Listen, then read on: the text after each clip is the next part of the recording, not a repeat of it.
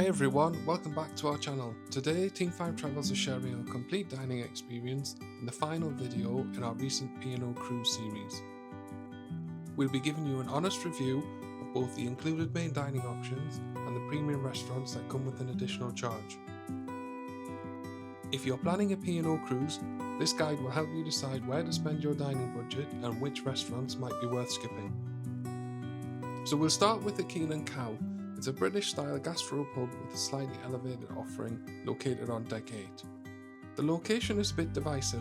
Some passengers don't like it because there are main walkways that cut through part of the restaurant, but we were seated in a section that was tucked away from the foot traffic, and as you can see from the picture, it is quite secluded. For our experience, the service was just okay. It wasn't terrible, but certainly not impressive either.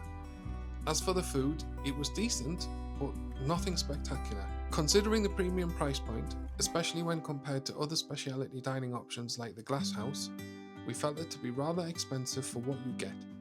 Not in terms of portion, but in terms of an elevated service over the main dining room.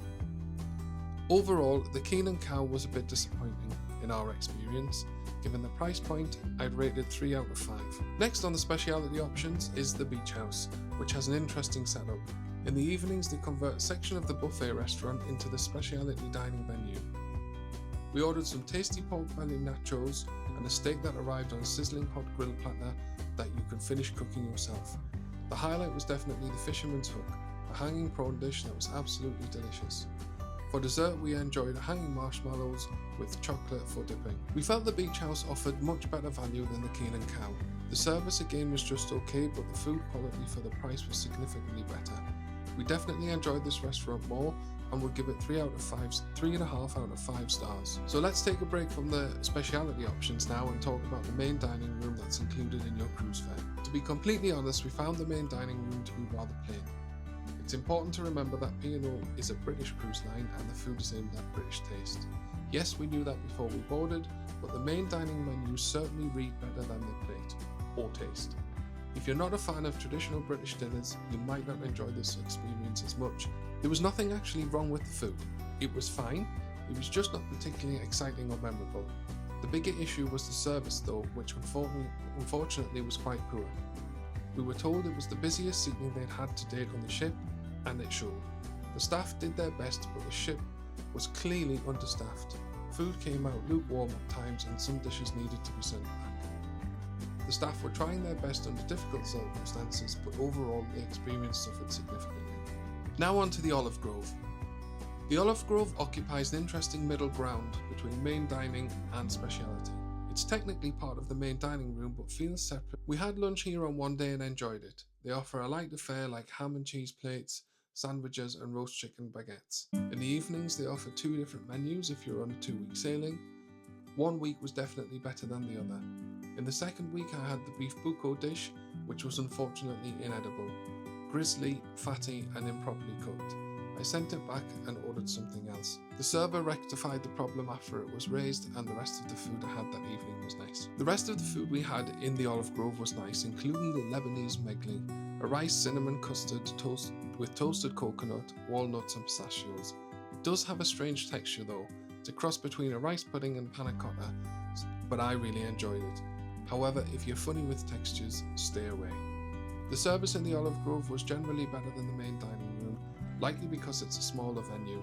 I give the Olive Grove a 3.5 out of 5 stars, slightly inconsistent but with some good dishes. Another restaurant that bridges the gap between main dining and specialty is 6th Street Diner.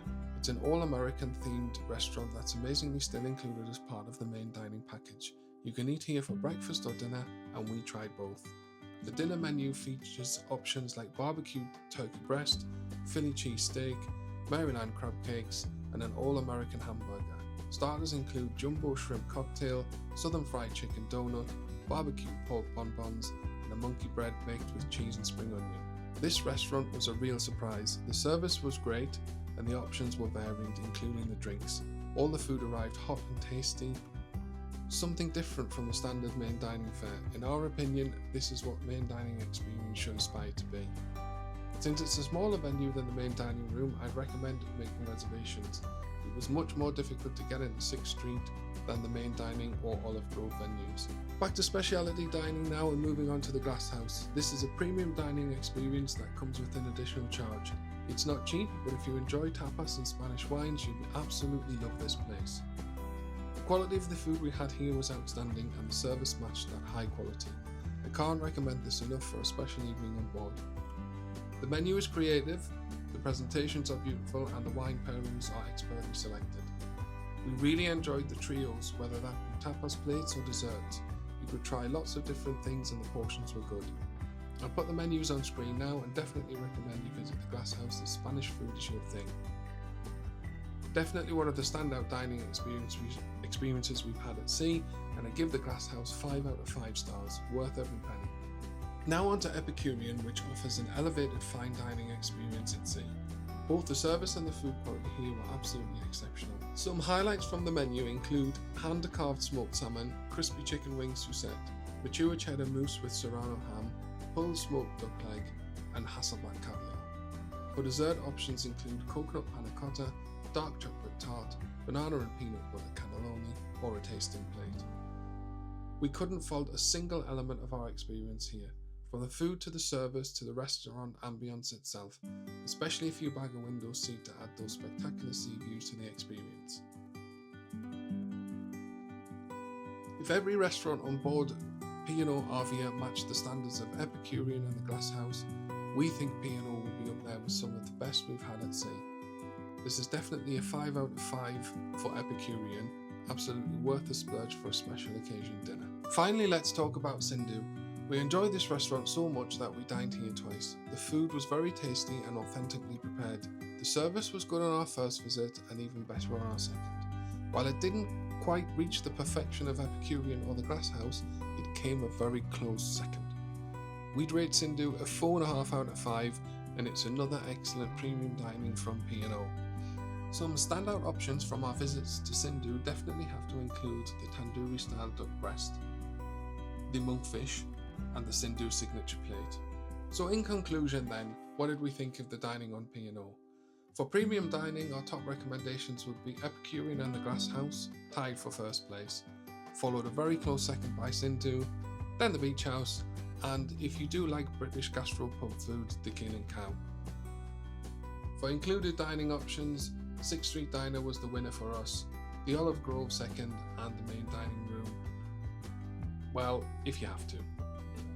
But remember, this is just our opinion based on the food we ate and the service we received during this particular sailing. Menus and standards can change and your experience might differ from ours.